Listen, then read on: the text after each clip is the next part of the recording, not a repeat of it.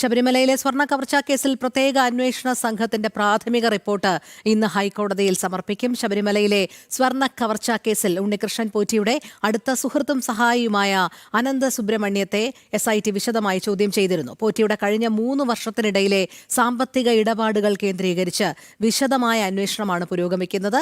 തെളിവെടുപ്പിന്റെ ഭാഗമായി പോറ്റിയെ ബംഗളൂരുവിൽ ഉൾപ്പെടെ വൈകാതെ എത്തിച്ചേക്കും എന്നുള്ള സൂചനകളും വരുന്നുണ്ട്.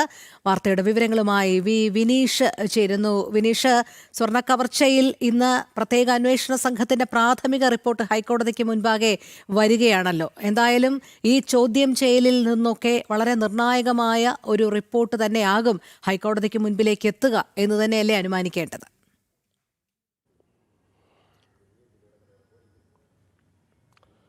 തീർച്ചയായിട്ടും. എന്തായിരുന്നാലും ഉണ്ണികൃഷ്ണൻ പോറ്റിയെ കസ്റ്റഡിയിലെടുത്ത് ചോദ്യം ചെയ്തതിലൂടെ കൂടുതൽ തെളിവുകൾ തന്നെ ഈ പ്രത്യേക അന്വേഷണ സംഘത്തിന് ലഭിച്ചിട്ടുണ്ട് എന്ന വിവരങ്ങൾ തന്നെയാണ് നമുക്ക് ലഭിക്കുന്നത്. അതിൻ്റെ അടിസ്ഥാനത്തിൽ തന്നെയാണ് അദ്ദേഹത്തിൻ്റെ ഉണ്ണികൃഷ്ണൻ പോറ്റിയുടെ സുഹൃത്തായ അനന്ത സുബ്രഹ്മണ്യനെ കേന്ദ്രീകരിച്ചുള്ള അന്വേഷണവും ഇപ്പോൾ പുരോഗമിക്കുന്നത്.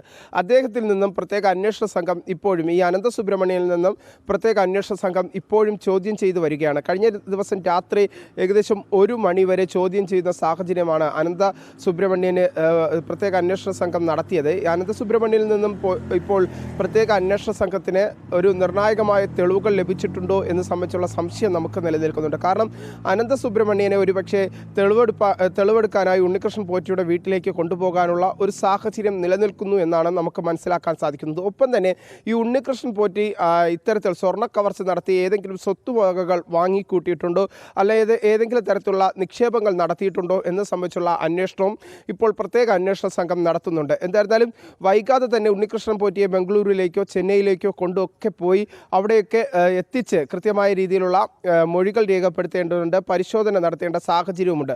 അതുകൊണ്ട് തന്നെ അത്തരം ഘട്ടങ്ങളിലേക്കൊക്കെ ഉടനെ തന്നെ പ്രത്യേക അന്വേഷണ സംഘം കടന്നേക്കും എന്ന വിവരങ്ങൾ തന്നെയാണ് നമുക്ക് ലഭിക്കുന്നത്.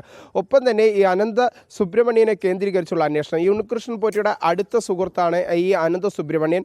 ഈ അനന്ത സുബ്രഹ്മണ്യനും ഇതുമായി ബന്ധപ്പെട്ടുള്ള ഈ സ്വർണ്ണ കവർച്ചയുമായി ബന്ധമുണ്ട് എന്ന് തന്നെയാണ് പ്രത്യേക അന്വേഷണ സംഘം ഇപ്പോഴും സംശയിക്കുന്നത്. ഈ അനന്ത സുബ്രഹ്മണ്യൻ്റെ ചോദ്യം ചെയ്യൽ, അദ്ദേഹത്തിൽ നിന്ന് മൊഴിയെടുക്കൽ തുടരുന്ന സാഹചര്യമാണുള്ളത്. ഇപ്പോഴും അറസ്റ്റ് രേഖപ്പെടുത്തിയിട്ടില്ല, അല്ലെങ്കിൽ കസ്റ്റഡിയിൽ നിർത്തിക്കൊണ്ട് അല്ലെങ്കിൽ നിലവിലെ ഘട്ടത്തിൽ ഒരു ചോദ്യം ചെയ്യലിൻ്റെ ഭാഗമായി മാത്രമാണ് അന്വേഷണ സംഘം ക്രൈംബ്രാഞ്ച് ഓഫീസിലേക്ക് അനന്ത സുബ്രഹ്മണ്യനെ വിളിച്ചിട്ടുള്ളത്. കഴിഞ്ഞ ദിവസം പൂർണ്ണമായി തന്നെ ഇന്നും പുലർച്ചെ 1:30 മണി വരെ അനന്ത സുബ്രഹ്മണ്യനെ ചോദ്യം ചെയ്യുന്ന സാഹചര്യമുണ്ടായി. എന്തായിരുന്നാലും നിർണായകമായ ഒരു റിപ്പോർട്ട് ഹൈക്കോടതിയിൽ ഇന്ന് പ്രത്യേക അന്വേഷണ സംഘം സമർപ്പിക്കുമെന്ന കാര്യത്തിൽ സംശയമില്ല. കാരണം സ്വർണ്ണ കവർച്ച നടന്നു. സ്വർണ്ണ കവർച്ചയുമായി ബന്ധപ്പെട്ട് ഈ ഒരു ദേവസ്വം ബോർഡിലെ തന്നെ ഒരു വിഭാഗം ജീവനക്കാരും ദേവസ്വം ബോർഡിൻ്റെ മറ്റ് മുൻകാലങ്ങളിലുണ്ടായിരുന്ന പ്രത്യേകിച്ച് ദേവസ്വം ബോർഡ് ഭരണസമിതി അംഗങ്ങൾക്കോ പ്രസിഡന്റോ ഇതുമായി ബന്ധമുണ്ടോ എന്ന് സംബന്ധിച്ചുള്ളൊക്കെ അന്വേഷണങ്ങൾ നിലവിൽ ഈ പ്രത്യേക അന്വേഷണ സംഘം നടത്തുന്നുണ്ട്. എന്തായിരുന്നാലും നിലവിലെ സാഹചര്യത്തിൽ ഉണ്ണികൃഷ്ണൻ പോറ്റിയിൽ നിന്ന് മാറി അദ്ദേഹത്തിൻ്റെ സുഹൃത്തിലേക്ക് ഉണ്ണികൃഷ്ണൻ പോറ്റിയും ഒപ്പം തന്നെ അദ്ദേഹത്തിൻ്റെ പങ്കാളിയുമായ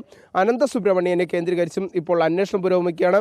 അനന്ത സുബ്രഹ്മണ്യനാണ് നിലവിൽ പ്രത്യേക അന്വേഷണ സംഘം ചോദ്യം ചെയ്തു വരുന്നത്. രോഹിണി.